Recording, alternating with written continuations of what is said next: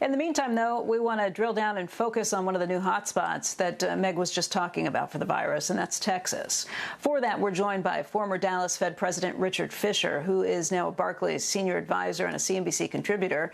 He's also a special advisory council member of the Strike Force to Open Texas and the chair of the Dallas Economic Recovery Task Force. And Richard, it's great to see you. Thanks for being with us. How are you doing? I'm doing great, Becky. It's good to see you. Thank you. It's good to see you, too. It has been very concerning to watch the spike in the number of cases in Texas, and I'm sure you're concerned about this, too, having a front row seat, watching the state actually roll back some of the things it had done to open early on. I guess my question would be, is it enough? How concerned are you? And what do you think happens next?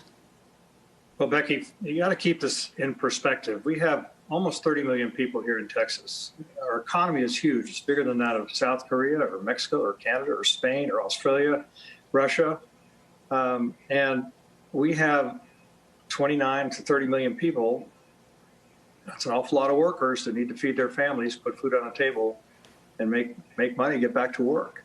So that's the balancing act that's trying to be achieved right here. We have had a spike, as you know, in our cases here of positive testing. You know, in May, when the governor opened the economy, we were running a little over 4%, 4.2, I think. Now the positivity test rate is 13%. And what's worrisome is it's come into the lower age group. Half of these new positive tests are people between roughly 35 years of age, between 21 and 40 something. So that is a concern. Before it was prisoners in nursing homes, the elderly, et cetera, et cetera. Now it's migrated down, and a lot of this has to do with group activity, going to bars, going to celebrations, graduations, big parties.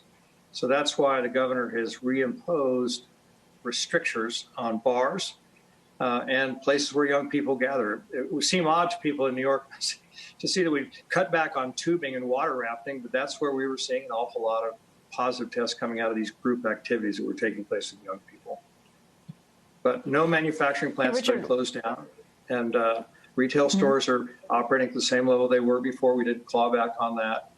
This is an important case study to me to watch because of the size and mass of this economy, because it's very much free enterprise driven. And it's people by Texans that don't like to be told what to do by government. And so we're going to see what happens here. We hope we can bring the rate down. But if not, and it increases, you'll have to have some clawbacks in other areas as well. Richard, using it as kind of a case study, we'd kind of been under the impression that the reason it was going up in places like Texas and Arizona was because of the indoor activities, in bars, inside restaurants, and because it's so hot there that people don't want to spend a lot of time outside. But you do mention the tubing. I've seen reports of that, too. And that actually makes me wonder about places like the beaches. Are the beaches as safe as we had thought they were? We thought UV light killed all of this. What would you say, just based on what you've seen there? Well, we've seen it in Florida. They're closing down an awful lot of beaches for July 4th. And obviously, despite the fact you're supposed to be in open air, but when people gather together, and Becky, one of the worst things that happened in terms of infectious rate spreading were all these demonstrations that took place. And remember, it takes a while to take place. You have to be tested, and there's about a 2 or 3 week waiting period. There's been a lot of outdoor activity. That's my point, as well as the indoor activity. And, no one likes to close down a bar. My first job with my fancy Harvard degree was I was a bartender, and for almost a year. And I hate to see these people lose their jobs. Well, see, that's what we have in common. But it's indoor and outdoor, and we'll see what else is likely to happen going forward. I keep things in perspective. We have, no offense to my friends in New York, we have 10 million more people in Texas than you have in New York. But their death rate is 10 times what it has been in Texas from COVID.